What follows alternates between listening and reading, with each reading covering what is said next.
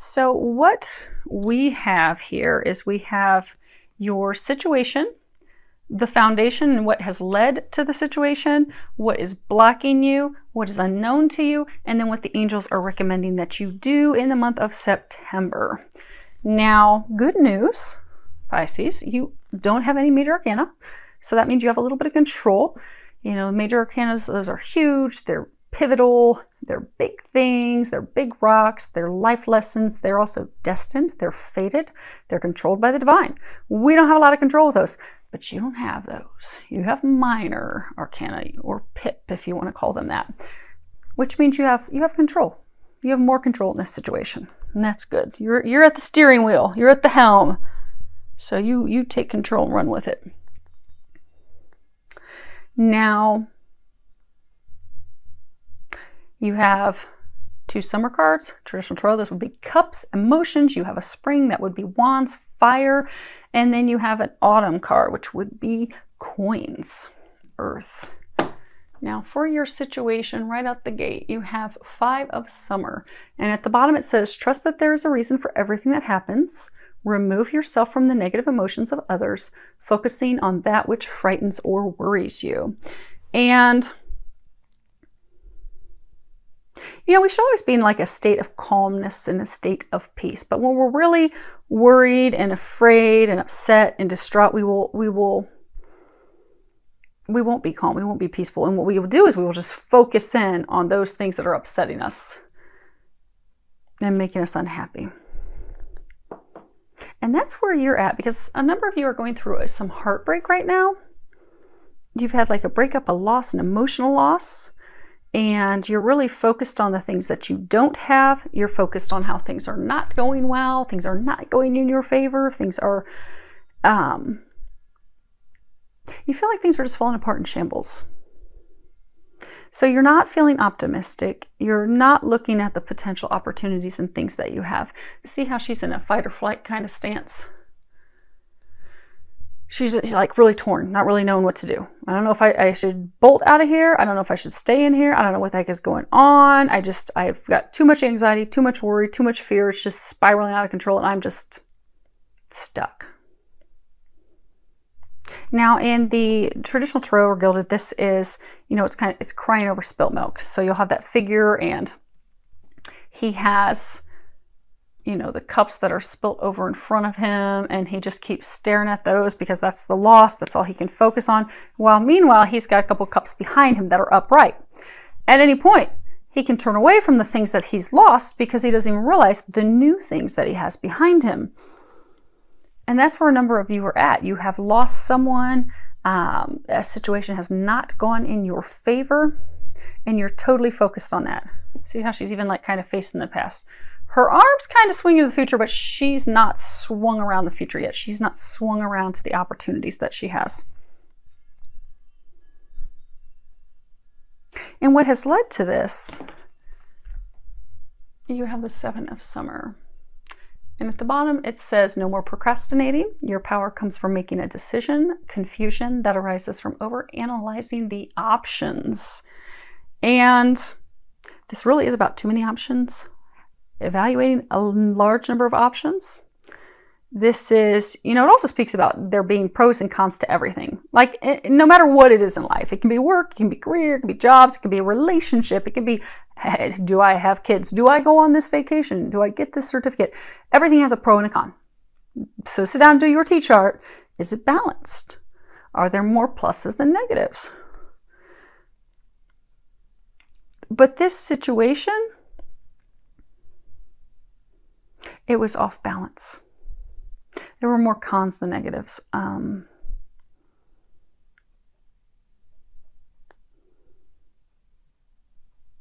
for a number of you, you are procrastinating, making a decision at this point, turning away from the cups that have spilled over because you're procrastinating, but they're trying to get you to stop procrastinating.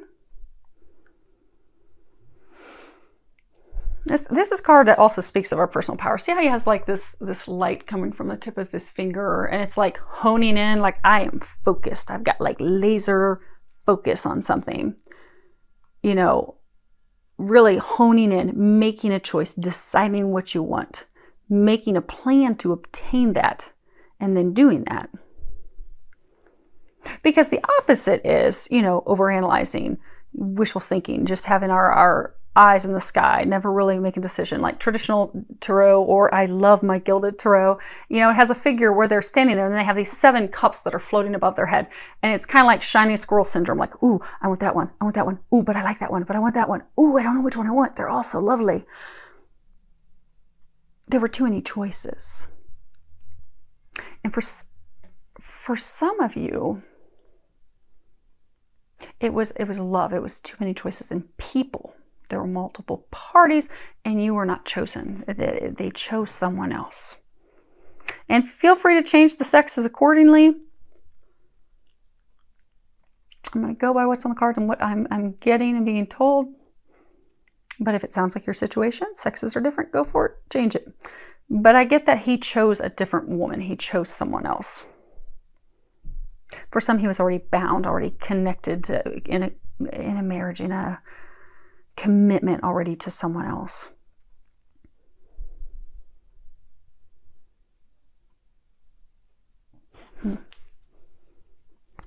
But that is what has led to your heartbreak, because there were too many choices, because you were not chosen. And for some of you, it could be that, you had some choices and, maybe you were trying to decide. I get for most of you, though, this is love. So I'm going to throw this out there. Maybe someone can pick up a little something that's not love related, but for majority of you, this is love related. But maybe you were trying to decide on jobs. Maybe there were a number of jobs and you just kept procrastinating. You weren't having the laser-like focus because you were like, I'm not sure, that one looks good, that one looks good. And, I don't really know. Since you spent so much time over analyzing and overthinking and not making a decision, you no longer have the opportunity that you really wanted. It's gone. You've lost out on that, which is why you're still in this state of emotional upset. Same thing. Those cups in front of you have tipped over. Those are no longer opportunities for you. But you have 2 other opportunities right behind you. But it does take turning around to realize, oh, not all is lost. I haven't lost everything. It's okay. I'm still good. But what is blocking you is you have 3 of spring, and at the bottom it says, plan your next steps with an eye to the long term. Have patience. There are more good things to come. Satisfaction from a job well done.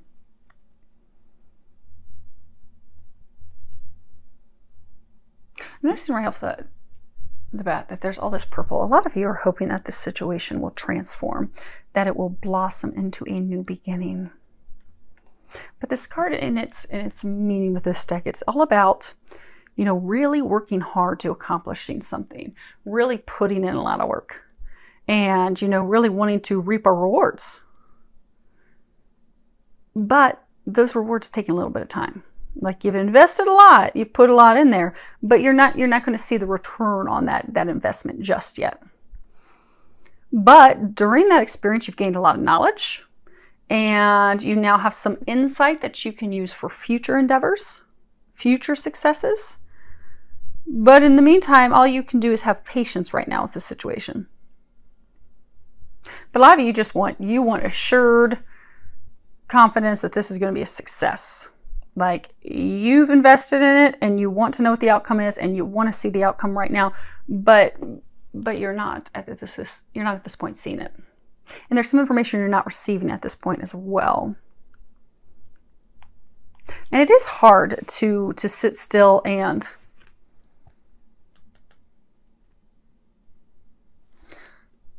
it's hard to sit still and wonder what is the outcome going to be, because when you have invested a lot in something, and I get for some of you that this was love, it's like he up and went in a different direction and you still don't even have like the clarity and information on it, but you're hoping, like, these are beautiful cherry blossoms, you're hoping that this is going to transform, it's going to blossom, you've got like this little butterfly, you're hoping, and for some of you, you're hoping that it will lead to a new home, to a commitment. You see, you've got this home in the background. For some of you, you're hoping, like, I've invested so much with him, I want to marry him, I want to have this foundation with him. I know he's not there right now. I know I'm alone right now. And I feel like I'm left holding the bag. See, she's got both of her hands holding these cherry blossoms up. I feel like I'm holding things up, and I'm also trying to entice him back. But I don't have any clarity. See how cloudy it is above that castle? You just feel like I have no clarity. I don't know what's going on. I don't know why he left. I don't know why I'm alone. It was going so well. But here I am, alone, without the rewards.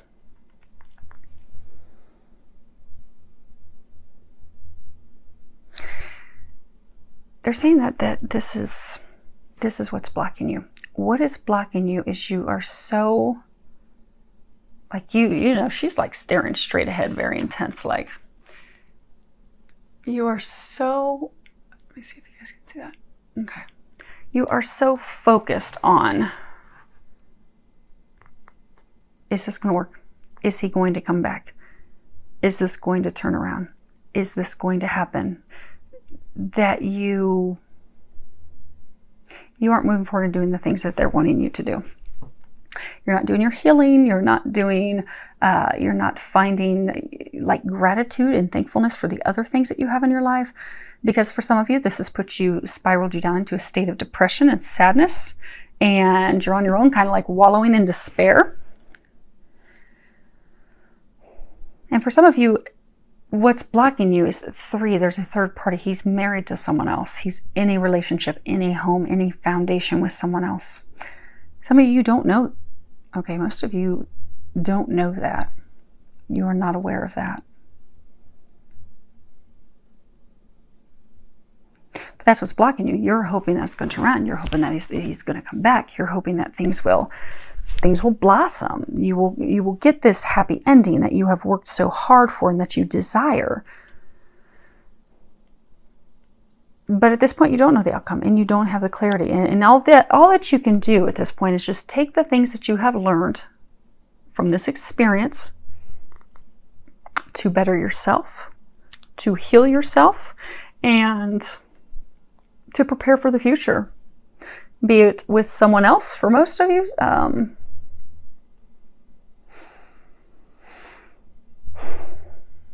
We'll come back to the rest of you on that other part of it.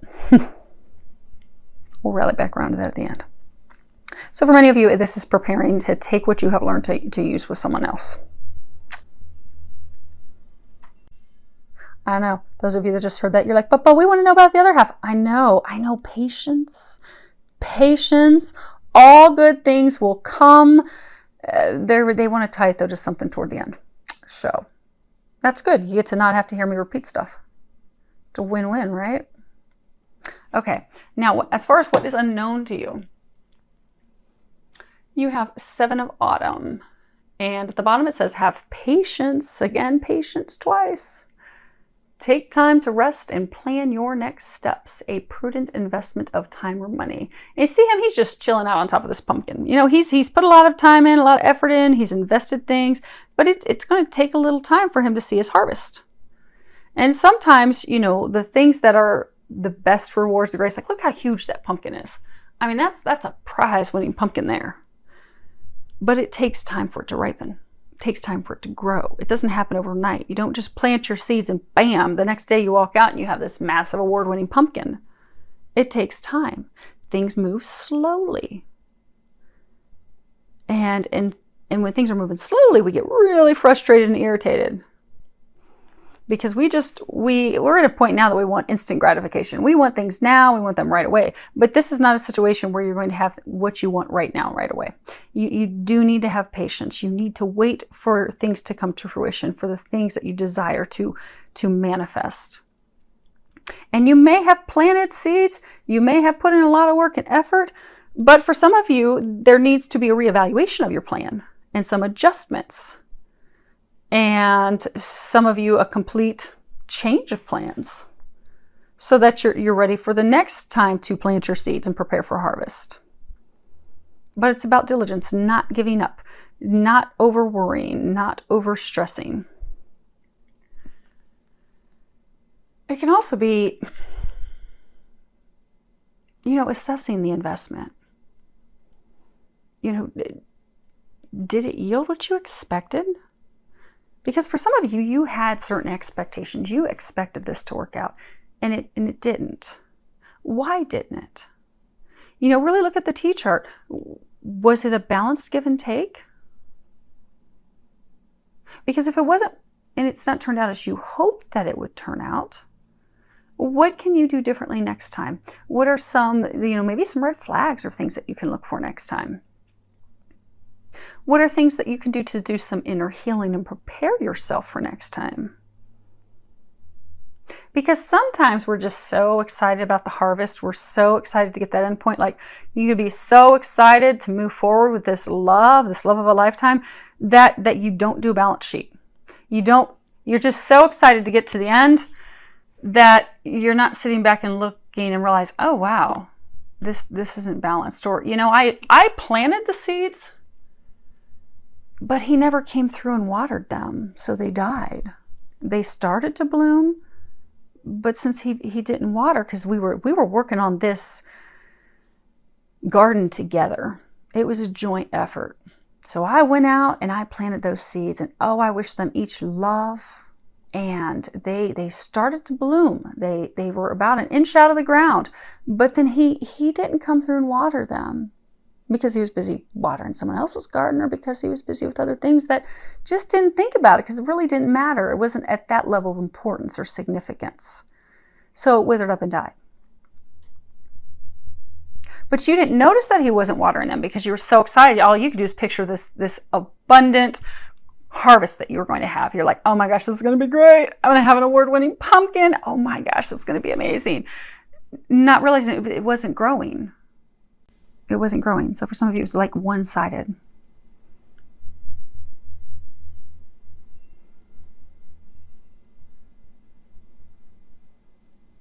And this is what you're unaware of.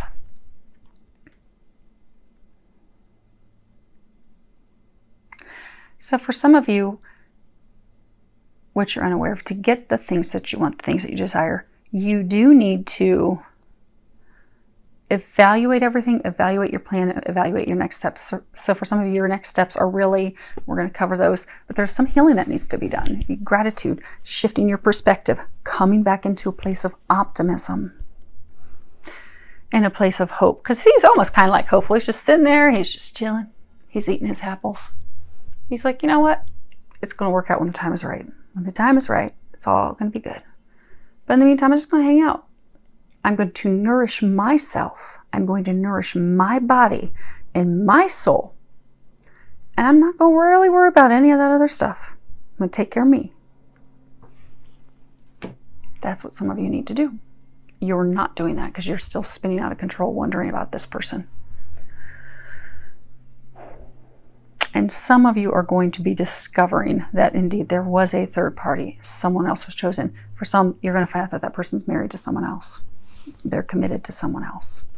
You did not know that. Now, you had a feeling. Those of you in that situation, you had a feeling that something was going on, because in Pisces, you're a water sign. Water signs, I'm a Scorpio. We are very intuitive. Very, very intuitive. We are like we are walking lie detectors. It is really hard for people to pull something over on a water sign because we just know intuitively.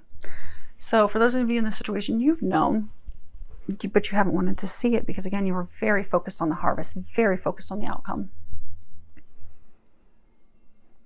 And as humans, that is something. Like, if we just meet someone that makes our heart pitter-patter, and we just, oh my gosh, we're like blown away. Like, they are what I've always wanted. They're the perfect complement of me. They're it. They're the one. It does make us throw all common sense and rational thinking and logical thinking out the window. We are all in our feminine, lovey-dovey, emotional side. But we have to come back into balance and look at things logically in everything in life. Now, as far as what it is that they are recommending that you do, you guys actually received a second card. We've also only got 3. You have blessings. And it says at the bottom, today I count my blessings, small and large, and I notice the new gifts that come to me from God. And this is really about coming back into a state of gratitude, being thankful for the things that we have. Because again, some of you are so focused on what you've lost, what you don't have, that you're not realizing all the good things that you have, the blessings that you do have. You're feeling sorry for yourself. You're in a pity, poor me state. And Some of you are feeling like your prayers are being ignored. You're like, I don't think anyone upstairs is paying attention anymore. I think they're tuning me out. And it makes me want to kind of rip my hair out because I've just had it. I've had it. I pray, I hope, I visualize. I'm doing all these things. I'm trying to bring this together and this is just not happening. And they're ignoring me. Y'all are ignoring me and I've had it, but they're not ignoring you. They are working on answering your prayers. You're just going to have them be answered a little bit differently than you're expecting them to be answered. Because many of you in this situation, you've got some serious expectations of how you want things to go down. But be flexible. Give them room to answer your prayers because they will answer them in a miraculous divine way. And you will find out that it's going to be better than what you anticipated and expected. But you need to give them some leeway to do that. You can't, like, you know, if you're doing a manifestation list, you can't be like, okay, I want a man who's 6'3", and he has to have blue eyes, and he has to work for this company, and he has to make this much money, and he has to drive this type of car, and he has to have no kids, and he has to be from a family that's very large. And because if you put all these expectations and you have all this criteria, well, maybe the love of a lifetime, maybe a soulmate type of love, maybe a divine love that they have for you doesn't fit in that box. Maybe the person that you're destined for doesn't meet that criteria. So what happens is the angels and God and Jesus are like, well, my hands are tied because, dang, she's put together one heck of a long list. I mean, you drag that bad boy out, it's like a scroll that rolls a couple blocks down the road. So she's limited us so much that we just can't find her anybody because we know it's going to make her happy. All those parameters, they're not going to work. So we're going to have to hold off on this love of a lifetime because she's not, her expectations are too high, too tight, too stringent, too rigid. She's not helping us help her. And that's where some of you are at this point. Be open, allow God, allow the angels to answer your prayers in the ways that they are going to answer it. Because they are. They've heard you. You still have blessings to be thankful for. And also to shift your perspective from, you know, what's gone wrong, what you've lost, what you're missing out on, what you do not have, to being thankful for what you do have. Because when we are in a state of loss, I don't have love. I don't have a relationship. I don't have the best job. I don't have the job that I want. I don't have this family that I want.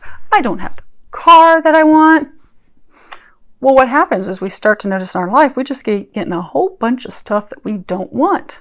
Because that's what they're telling me. That's what we are telling the universe that we want.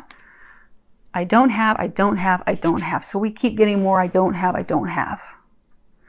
If we can shift that perspective to, I am so thankful that I have a roof over my head. I'm so thankful that I have a car that runs. I am so thankful that I have a job. I am thankful that I have a family that loves me. I am thankful that I have friends that love me and would do anything for me. If you can shift and start focusing on the things that you do have instead of what you do not have, you will notice more of the things that you've been praying for and asking for will start to manifest. They'll start to come in because you're coming from a place of, I have abundance. I have everything I need. I have everything I want versus I lack everything. I don't have anything. In September, focus on shifting that perspective because that's going to shift this and that's going to shift everything else. Because a lot of you, because you are so focused on this situation and you're focused on lack and what you don't have and worry and all that, it is affecting other areas of your life. So some of you are starting to have some issues with money, and some of you are even starting to have some like conflict and issues with friends. Switching your perspective is going to fix it all. Just try it. Just because they're saying some of you don't want to do that. So try it. Do it for 2 weeks. Get a gratitude journal. I think you're like the third sign that has to start doing a gratitude journal. So go get a notebook. Go to the store, get a tiny little notebook. Maybe it's something you can carry in your car, in your purse. If you're a guy, it probably won't fit in your back pocket. Throw it in your car. Or even use it at the end of the night. So you have a couple ways you can do a gratitude journal. You can write down the things that you are grateful for all day long. As something pops up, write it down. That way you'll get a thorough list. Or you can do the list at the end of the evening. Like if you have some routine, maybe you brush your teeth and you wash your feet and you jump in bed, you do your evening prayers. Well then, after your prayers, write down the things that you're grateful for. But do that every day. Every day for 2 weeks. Commit to me that you will do it for 2 weeks. And then I want to hear back from you in 2 weeks in this reading how your life has started to shift. But for 2 weeks, every single day, write down what you are grateful for, what you are thankful for. It may be small in the beginning. It may be, I'm thankful that, it didn't rain on us today. I'm thankful that the sun was out today. I'm thankful that it's cold in Ohio, but I have a fireplace that's controlled with an electronic remote that warms up me and my puppies. I am thankful for my Starbucks coffee. Whatever it is that you're thankful for. Initially, it's going to be small, and you have to write stuff that you're thankful for every day, even if it's small. But you'll find that the things you're thankful for, the list is going to grow. As you do this every day for 2 weeks, the list will get longer, and the things that you are grateful for will become larger. Like you might start out in the beginning of the week, I'm glad someone opened the door for me when I walked into the store today. And then toward the end of the 2 weeks, you may find, I am so thankful for that new job offer that I received. Because you have to switch your energy. And the way you shift that is starting to be thankful. Be in a place of gratitude. So for those of you that this is applying, do your gratitude journal and come back in 2 weeks and tell me how it shifted things for you, because I can't wait to hear how it's going to positively shift things for you. It's going to get you out of this woe is me state, which is where a lot of you are right now. You have card 37, the never-ending story. You feel like you're on a vicious cycle. This is all about self-criticism, drama, unnecessary drama, a wounded ego. It's kind of like a story that we continue to replay in our mind. You see how she's got her hands on her head? It's just like we play it over and over again. Like, I'm not good enough. I always lose out on love. No one wants me. I can't ever make anything work. Everything just falls apart. That old story, that old tale that we spin, but it's not a true tale. But it's something, because when we are in a state of loss that we're just like, oh, not again, not again. But that's not true. The world's not ending. The sky's not falling. Everything is not ended in your life. You're okay. You're going to be fine. But to shift this, to get yourself out of this vicious cycle that you are in, you have to heal your heart. Because this has been triggered by love, heartbreak. So now you're spiraling down this, path. That's really all about not loving yourself, not thinking that you're worthy of love. And you are worthy of love, and you're amazing. But right now, your self-esteem's pretty low. And you've kind of closed yourself off. Not only have you closed yourself off from this person, but you have closed yourself off from family, friends. A lot of you have become like a hermit. You're just gone inward, hanging out at home all the time, just really turning this into almost like a nightmare for yourself. But it's a nightmare for yourself because you're tearing yourself down. You're making yourself think that you are not good enough. Again, like it's some old never-ending story. So take this time in September to focus on, why is it you feel that you're not worthy of love? What is it that you're telling yourself about love? Because, sometimes, maybe we grew up in a broken household. Maybe, our parents divorced because of cheating, infidelity. And maybe this person, because for some of you, they did leave you for someone else. So maybe you're spinning this old tale in your story of like, men can't be counted on. Men can't be trusted. I'm never going to find a man, and I'm always going to be alone because, men aren't faithful and men are cheaters and liars, and that's what they always do. Well, if that's the story you're spinning and you're telling yourself, that's the story you will weave. That's what you will live. That's what you will experience.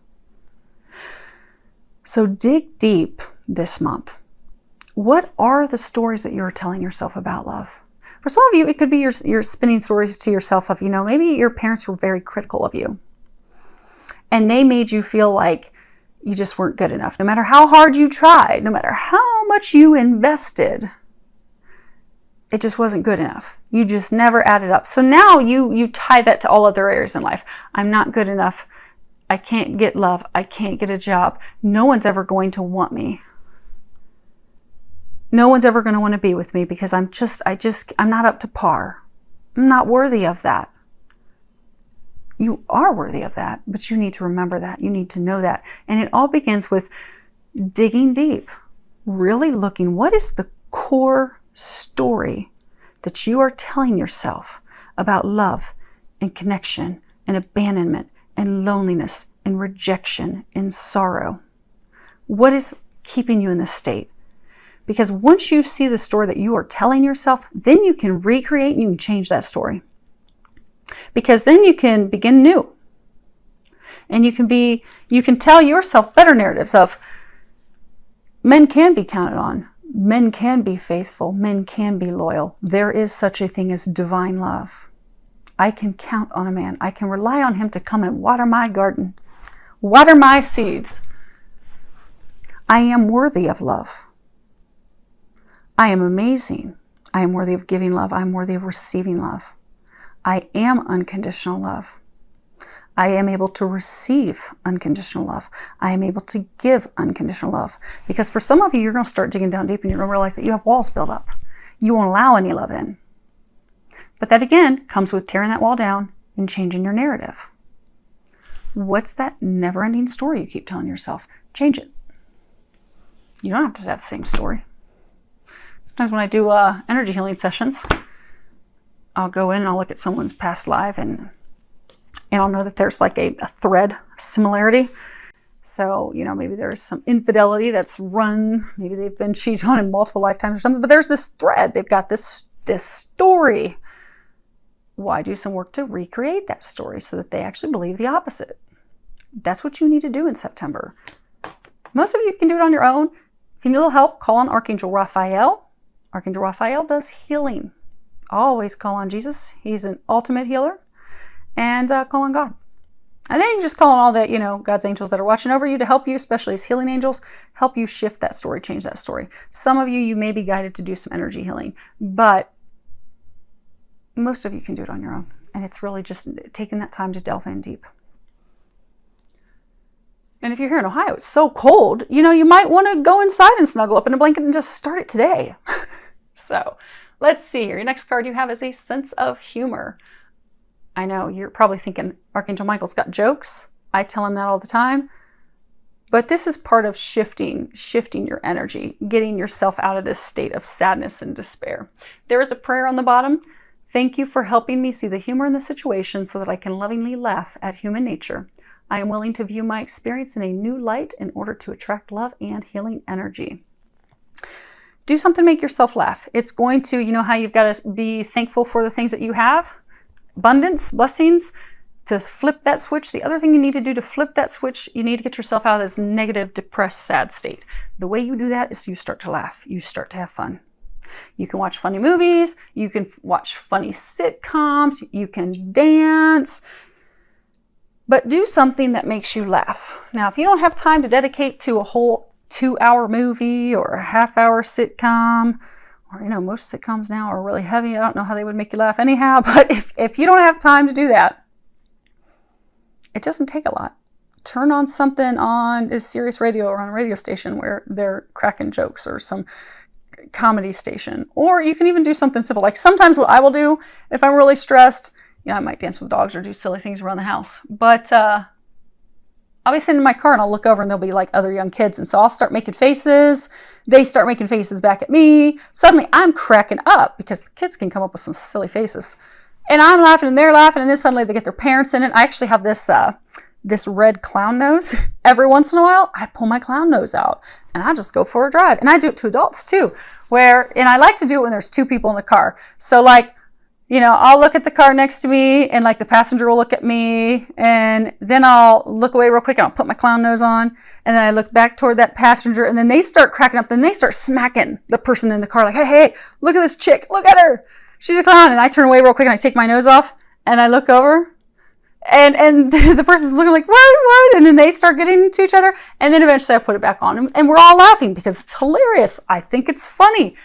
It makes me chuckle. So if I'm really stressed, worried, dealing with a lot, I do that. I laugh. I feel better. You need to start laughing. Don't take life and yourself so seriously. Next card we have is self-respect. Oh, the other thing that they're saying is remove yourself from it. Okay, which we'll cover more with this. But remove yourself from it. Start to, okay. When doing energy healing, it's interesting because I will see some very, very traumatic things. Sometimes I know that it's traumatic because there have been, come on, Allie. There have been a couple of times that I haven't even seen the scenes yet, but the electricity in my house and sometimes houses around me will go down for like a few seconds. And then I'll hear Archangel Michael or Jesus come in and tell me you're about to see something you're not going to like. And those are scenes that are very, very traumatic and brutal, and they're very vivid. I can see very traumatic rape, murder scenes, and I'm an empath, so I pick up on people's feelings and emotions. But it's amazing when I do the healing work, because even though sometimes it bothers, obviously, my soul when I'm being warned I'm not going to like what I'm about to see, and electricity goes down in my house for a few seconds. It's because at a soul level, it breaks my soul and my heart to see that people can be that cruel. Humans can be that cruel.